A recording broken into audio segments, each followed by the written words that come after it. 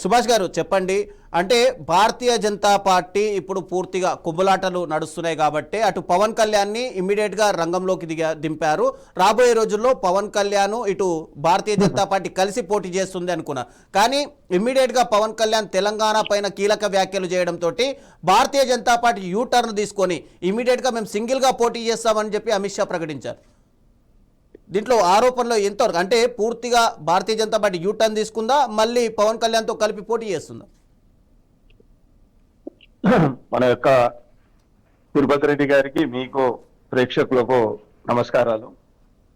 చర్చనేమో పవన్ కళ్యాణ్ గారు ఈ విధంగా మాట్లాడినటువంటి విషయము. ఇప్పుడేమో చర్చ తిరుపతి రెడ్డి గారు కాంగ్రెస్ బీజేపీ ఏం లేదు, సింగిల్ లార్జెస్ట్ పార్టీ అన్నటువంటి విషయాలు తిరుపతి రెడ్డి గారు మాట్లాడుతున్నారు. భారతీయ జనతా పార్టీ దేశంలో దాదాపుగా 21 రాష్ట్రాలలో ఉంది. ఇది ముందు తిరుపతి రెడ్డి గారు గుర్తించుకోవాలి. అదేవిధంగా దాదాపుగా 12 సంవత్సరాల నుండి నరేంద్ర మోడీ గారు ఒక బెస్ట్ ప్రధానమంత్రి ఇన్ ది వరల్డ్. ఇది మేము చెప్పడం కాదు, ప్రతి దేశం కూడా చెప్తున్నారు. ఇప్పుడు ఫ్రాన్స్ పోయారు, మిగతా దగ్గర పోతే అక్కడ వారికి జరిగేటటువంటి స్వాగతం కానివ్వండి, అక్కడ ప్రజల యొక్క స్పందన కానీ బహుశా తిరుపతి రెడ్డి గారు చూస్తలేరేమో అని నాకు అనిపిస్తా ఉంది. అదేవిధంగా ఒక 13 సంవత్సరాలు, మామూలు మాట కాదు, 13 సంవత్సరాలు ఒక మంచి పెద్ద రాష్ట్రానికి, గుజరాత్ లాంటి పెద్ద రాష్ట్రానికి ముఖ్యమంత్రిగా, 12 సంవత్సరాలు మన యొక్క దేశ ప్రధానిగా నరేంద్ర మోడీ గారు ఏదైతే ఉందో, నెహ్రూ గారు పరిపాలించినటువంటి దానికంటే కూడా ఎక్కువ రోజులు పరిపాలన చేసేటటువంటి ప్రధానమంత్రిగా చరిత్ర పుటల్లో వాళ్ళు ఎక్కారు అన్నటువంటిది ఇదేదైతే ఉందో చరిత్ర సాక్ష్యం. ఇది ఎవరు చెప్పాల్సిన అవసరం కాదు. అదేవిధంగా జనసేన పార్టీ అధ్యక్షులు శ్రీ పవన్ కళ్యాణ్ గారు ఎన్డీఏగా ఆంధ్ర రాష్ట్రంలో ఉన్నారు. దాదాపుగా మా రాష్ట్ర అధ్యక్షులు రామచంద్రరావు గారు కానీ, మరి అదేవిధంగా మా కేంద్ర మంత్రి వర్యులు కిషన్ రెడ్డి గారు, అదేవిధంగా ఇంకో కేంద్ర మంత్రి వర్యులు బండి సంజయ్ గారు, మా జాతీయ ఓబీసీ మోర్చా అధ్యక్షులు, రాజ్యసభ సభ్యులు, మళ్ళీ అనేక కమిటీలలో ఉండేటటువంటి డాక్టర్ లక్ష్మణ్ గారు కూడా క్లియర్ గా చెప్పారు, రాబోయేటటువంటి రోజుల్లో మేము తెలంగాణలో ఏదైతే ఉందో మేము సొంతంగా పోటీ చేస్తామన్నటువంటి విషయం ఏదైతే ఉందో ఇప్పటికి ఈ రోజు వరకు స్పష్టంగా ఉంది.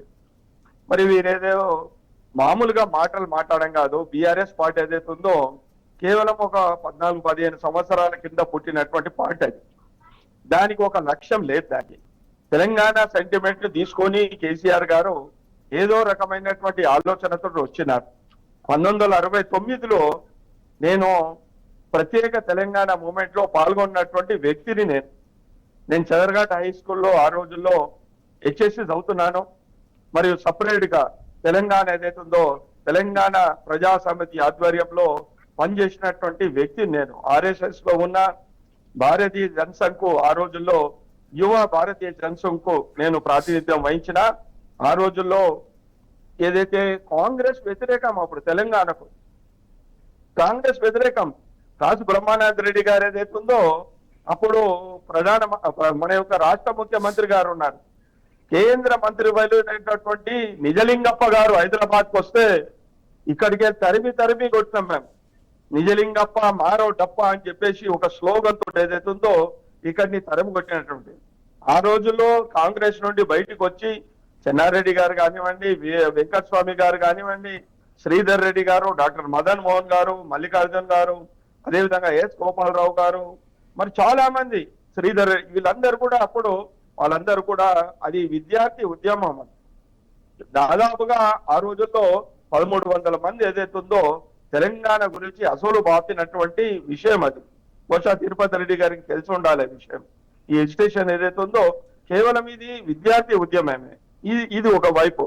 రెండో వైపు భారతీయ జనతా పార్టీ ఏదైతే ఉందో ఒక ఏదో రాజకీయం లబ్ధి గురించి కానీ, లేకుంటే ఇంకో రకంగా ఎమ్మెల్యే కావాలి, ఎంపీస్ కావాలి, రాజ్యాధికారం సాధించాలన్నటువంటి ఉద్దేశంతో భారతీయ జనతా పార్టీ ఏర్పడలే. భారతీయ జనతా పార్టీ మూలం ఏదైతే ఉందో భారతీయ జనసంఘ్, డాక్టర్ శ్యామా ప్రసాద్ ముఖర్జీ గారు. దాని తర్వాత ఏదైతే ఉందో ఈ దేశాన్ని రక్షించడానికి మన ఇందిరాగాంధీ పెట్టినటువంటి ఎమర్జెన్సీ వ్యతిరేకంగా అందరితో కలిసి జనతా పార్టీకి ఏర్పడి ద్వంద్వ సభ్యత్వం పైన బయటికి వచ్చి 1980 ఏప్రిల్ 6వ రోజున ఆ రోజు మనకు డాక్టర్ అటల్ బిహారీ వాజ్పేయి గారు, లాల్ కృష్ణ అద్వానీ గారు, మురళీ మనోజ్ గారి నేతృత్వంలో ఈ భారతీయ జనతా పార్టీ ఏర్పడ్డది. ఇక్కడ ఉండేటటువంటి దేశ రక్షణ, దేశంలో ఉండేటటువంటి జాతీయవాదాన్ని పెంపొందించాలి అనేటువంటి భావనతో ఏర్పడినటువంటి పార్టీ. ఏదో ఎప్పటి అధికారం రావాలి, షార్ట్ కట్ వేస్ తోటి అధికారం రావాలనేటువంటి ఆలోచనతోటి ఎప్పుడు కూడా భారతీయ జనతా పార్టీ ఏర్పడలేదు. మేము ఆ విధంగానే యునైటెడ్ ఆంధ్రప్రదేశ్ లో కూడా భారతీయ జనతా పార్టీ ఏదైతే ఉందో బ్రహ్మాండంగా పనిచేసింది.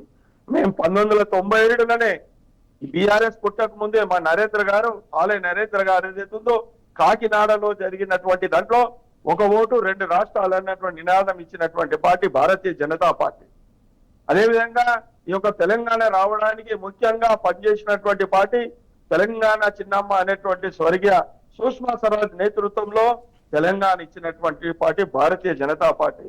ఏదో వీళ్ళు మాట్లాడుతున్నట్టుగా బీఆర్ఎస్ పార్టీ వాళ్ళు మాట్లాడుతున్నట్టుగా ఏదో రకమైన భారతీయ జనతా పార్టీలో ఉండేటటువంటి వాళ్ళందరూ మా యొక్క 1969లో పనిచేసినటువంటి డాక్టర్ రాజేశ్వరరావు గారు ఉన్నారు. ఇప్పుడు మేము ఆ విధంగా పనిచేసినటువంటి వాళ్ళము. మొన్ననే కొంతమంది మా వాళ్ళు చనిపోవడం జరిగింది. అంటే దాదాపుగా అప్పుడు ఉండేటటువంటి నైజాంతో కొట్లాడినటువంటి వాళ్ళు కూడా ఆర్య సమాజ్ పేరు మీద ఉద్యమం నడిపేటటువంటి వారు కూడా భారతీయ జనసంఘ్ సంబంధించినటువంటి వాళ్ళు. ఈ విధంగా తెలంగాణ, ఎందుకంటే మొదటి నుంచి భారతీయ జనసంఘ్ కానీ భారతీయ జనతా పార్టీ కానీ చిన్న రాష్ట్రాలకు అనుకూలం. ఇదొకటి. రెండో వైపు ఏదైతే ఉందో ఇప్పుడు వీరు చెప్తున్నారు, మేమేదో భయపడి కాదు. మాకు ఒక జాతీయ దృక్పథం ఉంది. మీరు కేవలము కేసీఆర్ మీద ఆధారపడినటువంటి పార్టీ, మాది అట్లా కాదు. అది ఒక నిర్మాణాత్మకమైనటువంటి పార్టీ.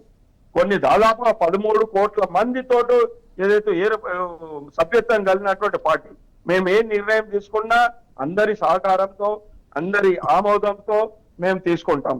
అందుగురించే మా పంచనిష్టంలో కూడా అదే నైతిక విలువలతో కూడినటువంటి రాజకీయాలతోటే మేము ఈ రోజు భారతీయ జనతా పార్టీ ఒక్కొక్క రాష్ట్రం గెలుస్తా ఉన్నాం. మన జరిగినటువంటి బెంగాల్ సుభాష్ గారు, ఎన్నికల్లో కూడా సుభాష్ గారు గెలవడం అంటే మామూలు విషయం సుభాష్ గారు, కాదు.